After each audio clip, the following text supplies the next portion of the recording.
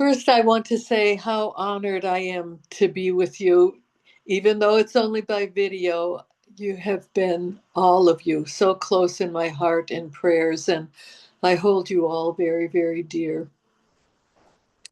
So I know that you've been immersed in Ronald Rolheiser this weekend, and I have to say that I've really appreciated the opportunity to revisit his amazing tome of work and um, relearn what he has to say that sounds so much like the saints and teachers and theologians and mentors that we have had since ancient times.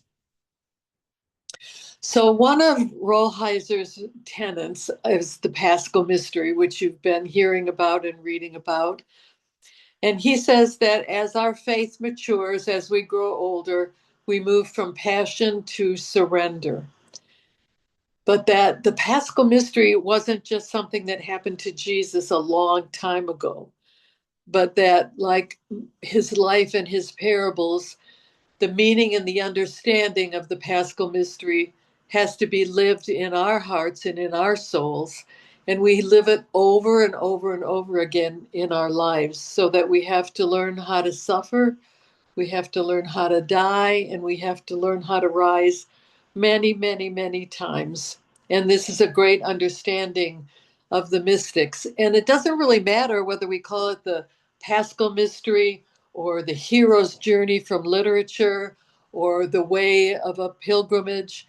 It's all saying the same thing, that we must live out the Paschal Mystery. And Rollheiser gives us 5 tenets for how to do that. And I know that you know this, so I'm just going to name them really quickly. We need to name our deaths. We need to claim our births.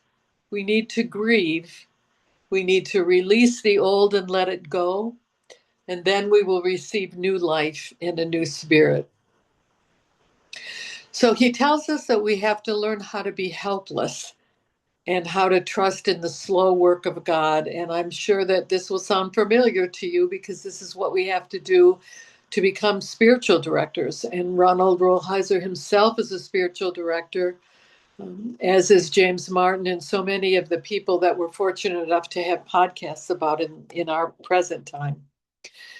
But learning how to be helpless is a lifelong journey, to let go of control and to learn again and again and again how to trust in God. And it reminds me of work that I did in hospice for so long, because we were not able to stop the dying and we couldn't always alleviate somebody's suffering.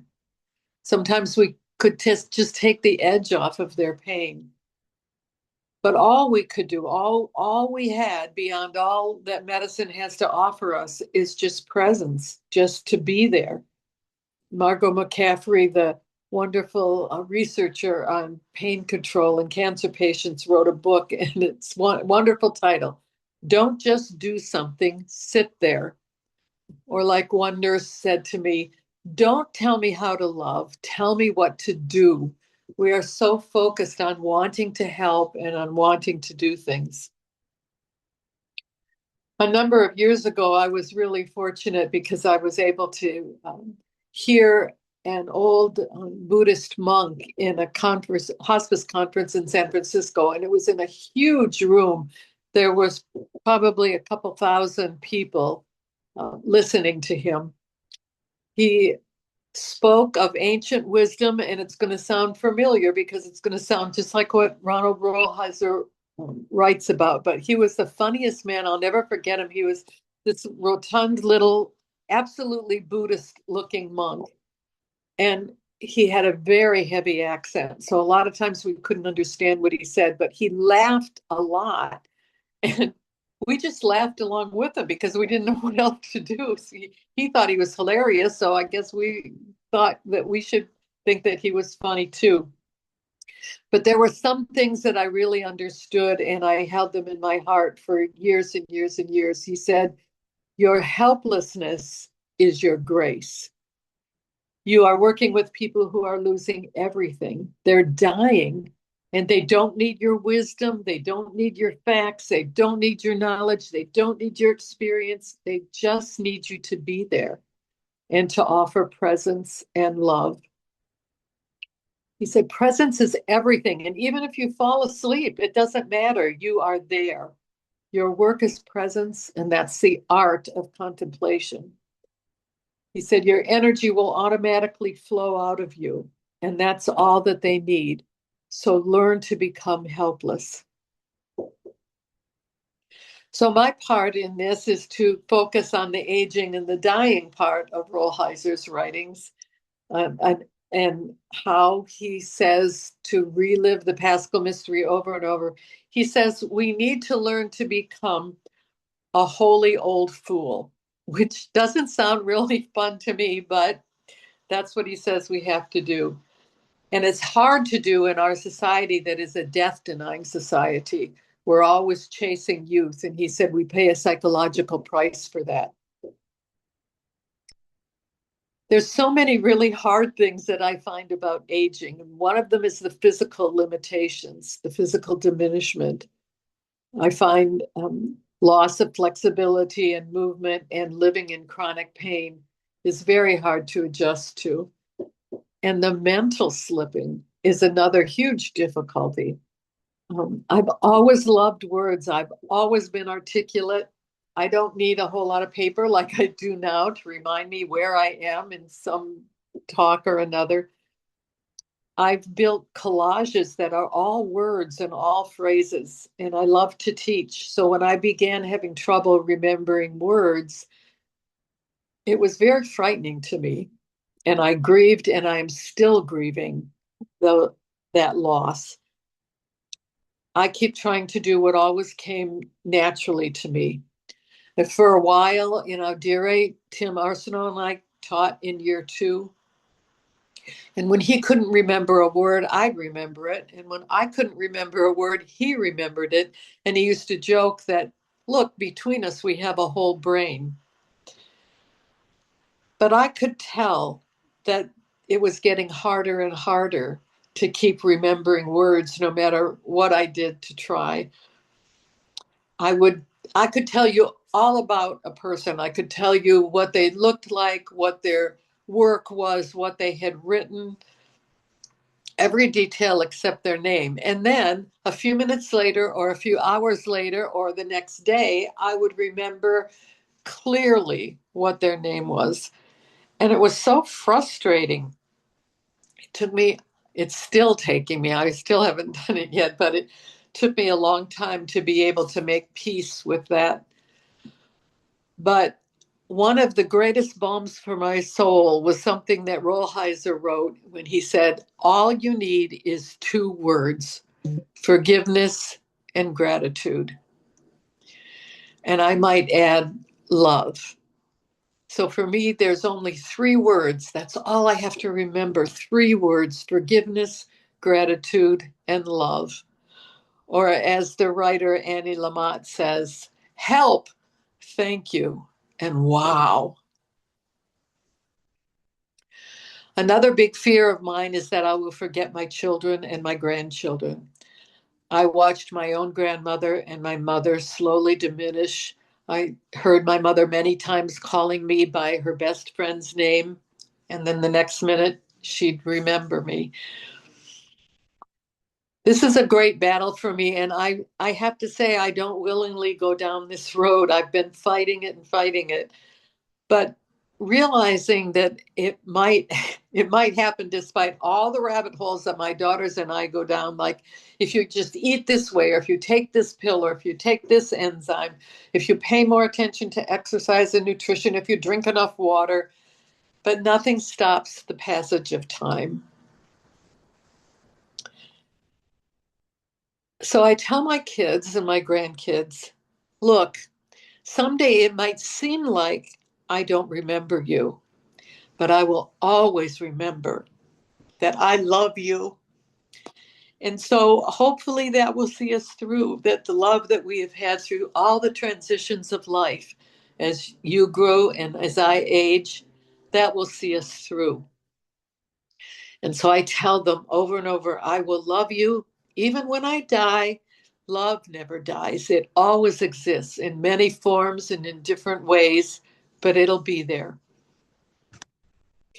When my grandkids were little, I used to talk about the spirituality of grandmothering. And I made a big collage about grandmothering as a spiritual practice. It was the first art piece I ever sold. And I'm still learning about how to be a grandmother as and use it as a spiritual practice, and I'll probably learn it until I die. I'm still trying to understand what that means, but I do know that being a grandmother is a part of this learning.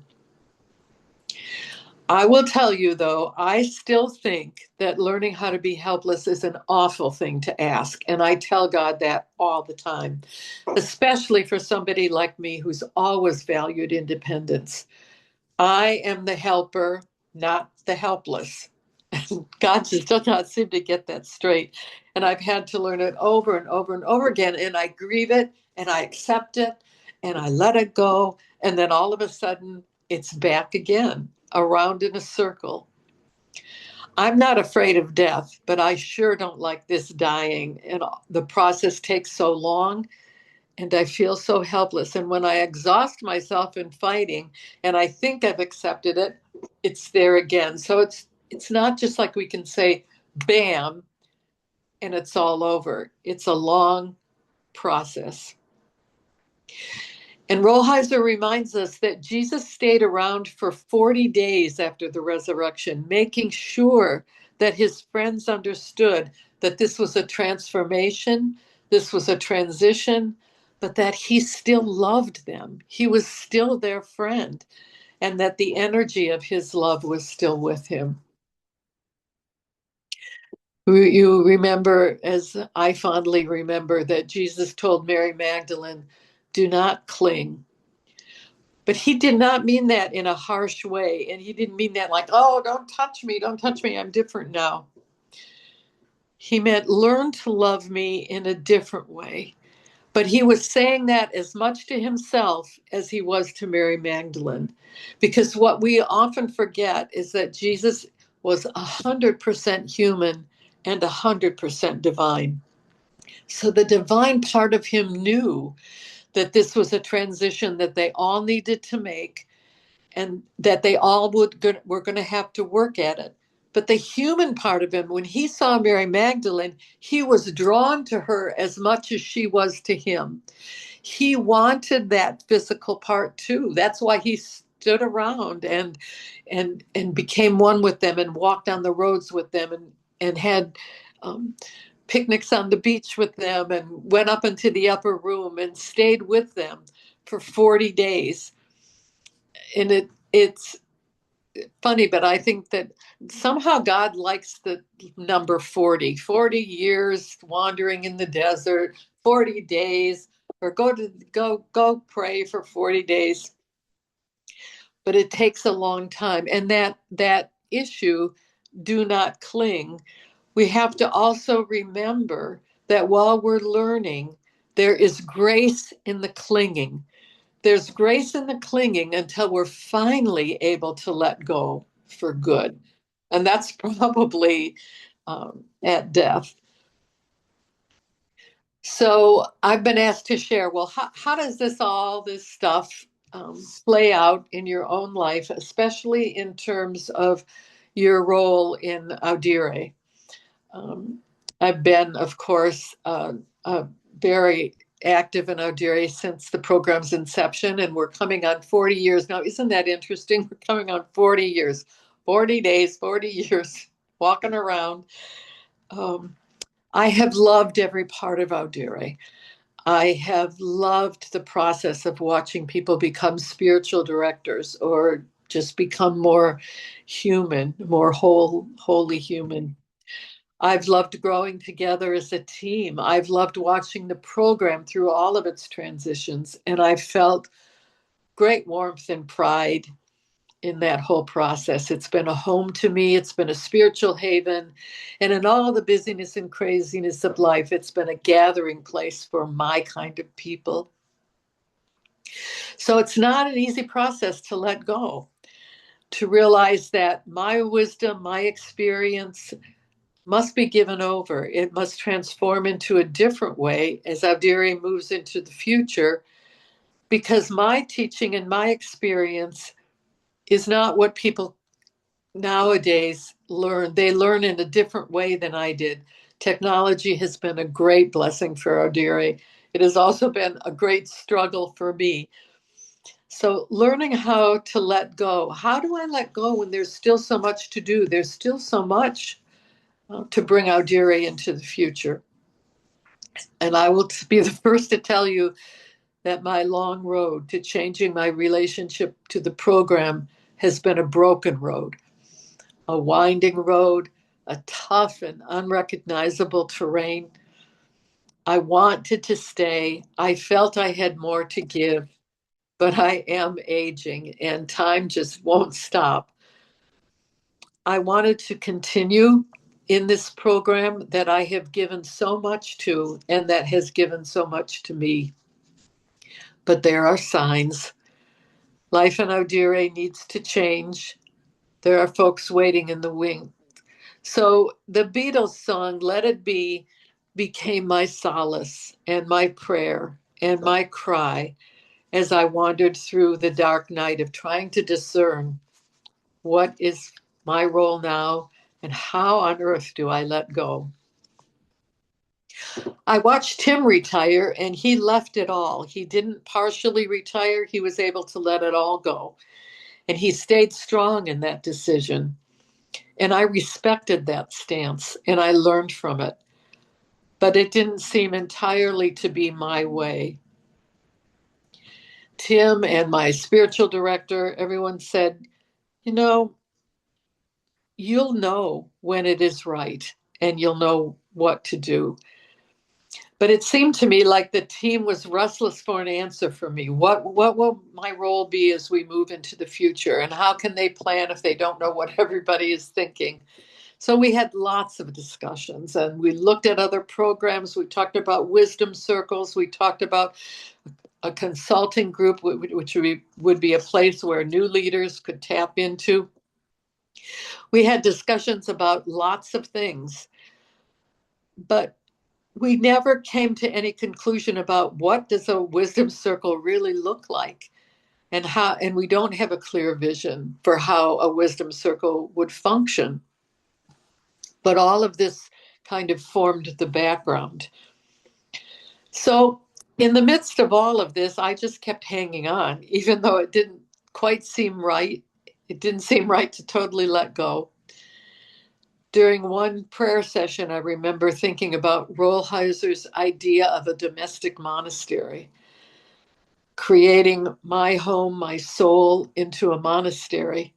And I like the idea of that. I love the idea of praying always, and that the rhythm of that monastic life could fit into an active life such as mine.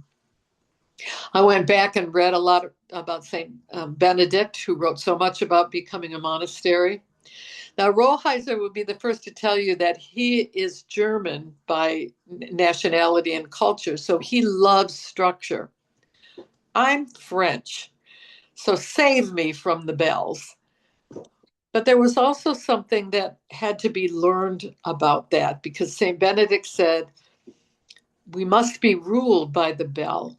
And in order to become a domestic monastery, you must honor the bell. So the bell rings and we go on to the next thing, not because we want to, but because it's time and it's God's time. So that idea of God's time started to sink deeper and deeper into my soul. And I realized that I don't need to understand it. I don't need to want to do it. I just need to take to recognize that it is time and take the time. So I very tentatively took steps to reduce my role in Audire, and that brought peace, even in the midst of not understanding. And I finally accepted that that's the way it has to be in my life right now. And I'm hanging on to Julian, St. Julian's promise that all will be well and all manner of things will be well. So as I slowly shift my role, my hope lingers. And I've gone back again to grandmothering as a spiritual practice and how my grandmothering has had to change now that my grandchildren are all in their 20s. They're making their own way in the world. So my time with them is marked now by simply loving and loving them simply. And somehow the light shines through. Well, I thought to myself, I know how to transition with Audire. I'm a grandmother. All I have to do is love Audire simply and simply love. And so that's my role. I'm a grandmother. I know how to do that. I know how to be a grandmother for Audire. Simply love and love simply. And that's been my discernment. That's who I am right now.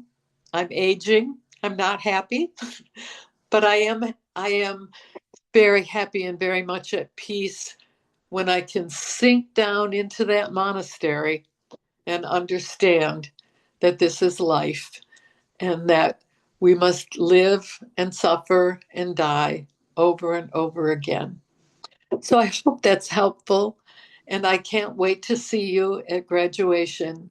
And I hope you have a blessed, peaceful, and happy retreat.